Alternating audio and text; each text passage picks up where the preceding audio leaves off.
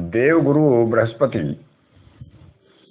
यदि लग्न स्थान में किसी जातक के जन्म चक्र में होते हैं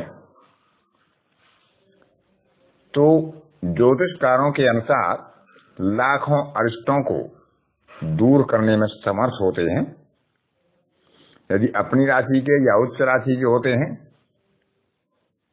तो जीवन शक्ति के लिए बहुत ही उत्तम फल देने वाले बृहस्पति यहाँ अपना फल देते हैं, क्योंकि सप्तम, नवम और पंचम पर उनकी दृष्टि जाती है और गुरु की दृष्टि बहुत ही शुभ मानी गई है। ऐसा जातक विद्वान होता है, विद्याभ्यासी, राज्यमान, उदार चित्त, सुंदर शरीर, धन वस्त्र आभूषण से युक्त, सुशील, स्वरूपवान और स्वस्थ शरीर वाला होता है। वह सबका भला चाहने वाला, लोक हितकारी, सत्य और मधुर भाषी और प्रिय भाषा का प्रयोग करने वाला, दानशील और अच्छे वाहन आदि से युक्त होता है। महर्षि भृगु के अनुसार यदि जन्म लग्न में बृहस्पति हो और अपनी राशि का हो तो व्याकरण शास्त्र का विशेषज्ञ, शास्त्रों में उसकी रुचि, शास्त्रों के प्रति उसकी विद्वत्ता उचित और अनुकूल, अनेक पुत्रों से युक्त, सुखी, दीर्घायु, ज्ञानवान होता है। यदि गुरु उच्च का होकर लग्न में हो तो शुभ फल पूर्ण मिलते हैं। 16वें वर्ष से ही ऐसे जातक का भाग्योदय हो जाता है। यदि उस पर पाप ग्रह का योग ना हो तो महाराज योग की उपाधि 16वें वर्ष में ऐसे जातक को प्राप्त होती है। बड़े बड़े अधिकार उसे प्राप्त होते हैं। परंतु यदि वह शत्रु ग्रह की राशि में हुआ, नीच राशि में हुआ, पाप ग्रह की राशि में हुआ या पाप ग्रह के साथ हुआ तो उसका मन चंचल होता है और उसके कर्मों में न्यूनता या निम्न कर्मों में उसकी रुचि हो सकती है।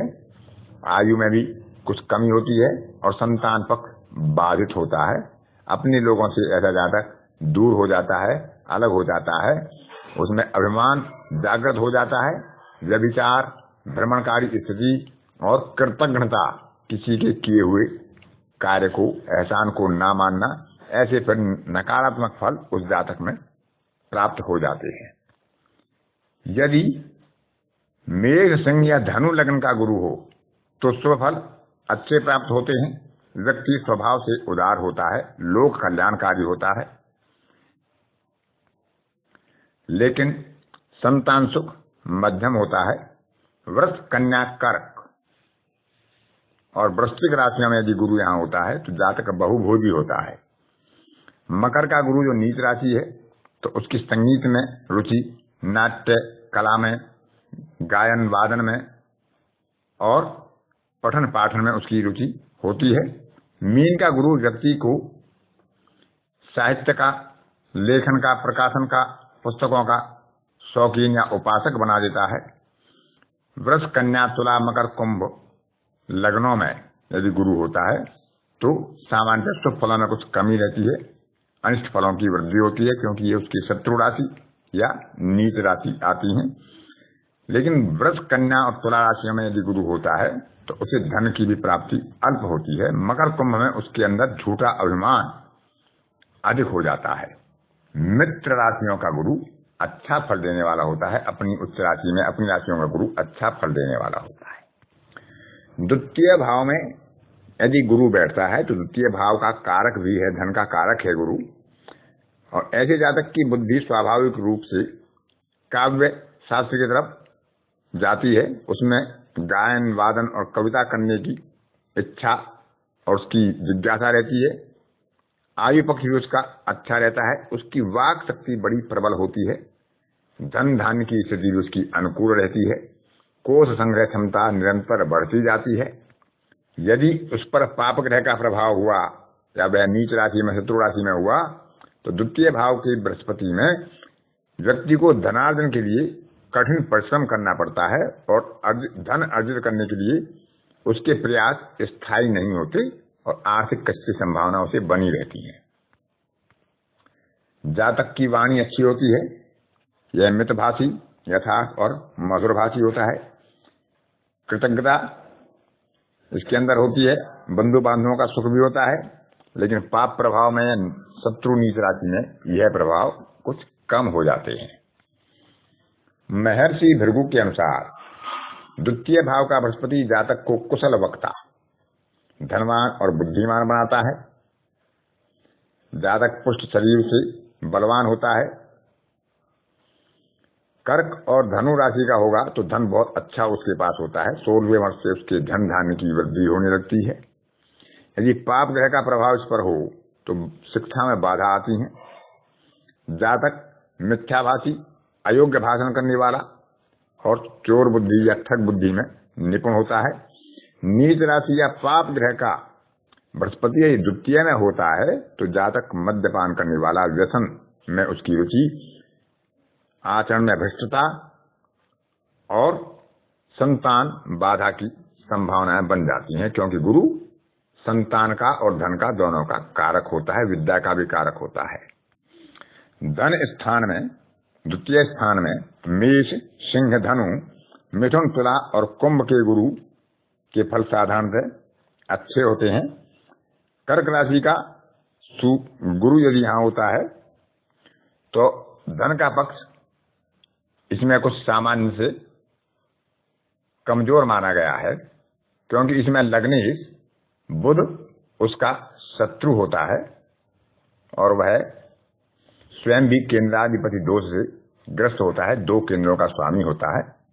तो केंद्राधिपति दोष यदि किसी ग्रह को लगता है तो वह शुभ फल देने में बाधक हो जाता है। धनु राशि में यदि द्वितीय भाव में बृहस्पति होता है तो दानशीलता के कारण और उसकी उदारता के कारण उसके धन संचय में कुछ कमी आती है।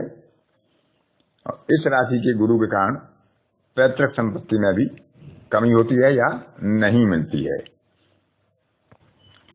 साधारणतः पिता के सुख में कमी अथवा पैतृक संपत्ति में कमी के योग भी ज्योतिषकारों द्वारा द्वितीय के गुरु में बताए गए हैं। और यह प्रभाव तब अधिक होता है जब उस पर शत्रु ग्रह का या पाप ग्रह की स्थिति होती है, या शत्रु राशि में या पाप राशि में या नीच राशि में द्वितीय में गुरु बैठता है और लग्नेश का शत्रु होता है। तृतीय भाव में जिनके बृहस्पति होता है उनको बंधु बांधवों का सुख मिलता है। उसमें कृतज्ञता के स्थान पर कृतज्ञता पैदा हो जाती है। वे किसी के उपकार को नहीं मानता है। यदि उस पर शुभ ग्रह का प्रभाव होगा तभी फल ठीक होता है। मित्रों के साथ मित्रों जैसा व्यवहार नहीं करता। कह सकते हैं कि विश्वसनीय मित्र नहीं होता। भाग्योदय होने पर भी इसे संतोषजनक धन की उपलब्धि सामान्यतः नहीं होती है। व्यय के मामले में उसमें कृपणता होती है और स्त्री द्वारा पराजित। परंतु नवम भाव पर दृष्टि होने के कारण तीर्थ यात्राओं में ऐसी जातक की रुचि होती है। महर्षि भृगु के अनुसार यदि तृतीय भाव में बृहस्पति होता है तो जातक की भाई बहनों की वृद्धि होती है। जातक चतुर होता है, जिस काम का संकल्प करता है उसमें सफलता प्राप्त करने के लिए प्रयास करता है। स्वार्थी होता है, बंधुओं के कारण कुछ चिंता भी रहती है। 38वें वर्ष में तीर्थ यात्रा का योग। और तृतीय यदि बलवान हो तो भाई दीर्घायु होंगे। तो तृतीय यदि पाप ग्रह के साथ हो या पाप ग्रह की दृष्टि में हो और निर्बल हो तो बंधुओं की हानि होती है, उनसे संबंधों में मधुरता नहीं रहती। ऐसा जातक फिर धैर्यहीन, जड़ बुद्धि या दरिद्रता से युक्त हो सकता है। यदि तृतीय स्थान में गुरु पुरुष राशि का अर्थात विषम राशि का होता है तो सेवा कार्यों द्वारा उसकी आजीविका होती है। और बड़े भाई होते हैं लेकिन बड़ी बहन नहीं होती। स्वतंत्र व्यवसाय में उन्हें प्रायः सफलता कम ही मिलती है। नौकरी ही उनके लिए उचित होती। स्त्री राशि का या सम राशि का सूर्य तृतीय भाव में होने से छोटे भाई और छोटी बहनें होती हैं,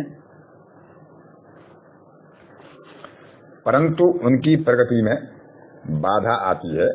विषम राशि का बृहस्पति यदि यहाँ होता है तो व्यक्ति अशिक्षित होते हुए भी विद्वान जैसा प्रतीत होता है और इनके मित्र भी विद्वान होते हैं।